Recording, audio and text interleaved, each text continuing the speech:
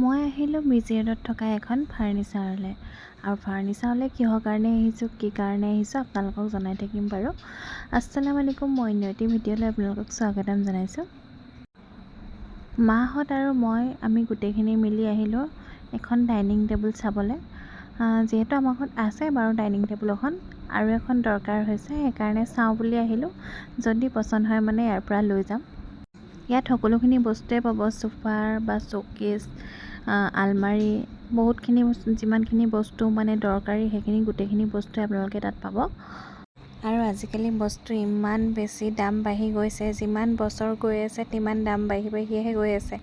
কিবা এটা বস্তু আনিবলৈ গ'লে মানে দাম দৰ শুনিয়ে ভয়হে লাগে, মানে ইমান দাম মানে বস্তু। আৰু ইয়াৰ গ্লাছকেইখন দেখি মই ৰখি থাকিবই নোৱাৰিলোঁ, সেইকাৰণে এনেই ভিডিঅ' এটা ক্লিপ এটা লৈ থ'লোঁ আৰু। ফাইনেলি আমাৰ লোৱা হ'ল, এতিয়া সেই পেকিং কৰি আছে। চকীৰ ডাইনিং লোৱা হ'ল, এতিয়া ঘৰলৈ আহি ফিটিং কৰিছে। মই চাফ চিকুণ কৰি পূৰা কাপোৰ চাপোৰ পাৰি ৰেডি কৰি দিলোঁ আৰু ডাইনিংখন কেনেকুৱা লাগিছে জনাবলৈ নাপাহৰিব দেই। আৰু আহোঁতে ফুচকা লৈ আহিছিলোঁ, সেই ফুচকা খাই আছোঁ। আজিলৈ আহোঁ, বাই বাই।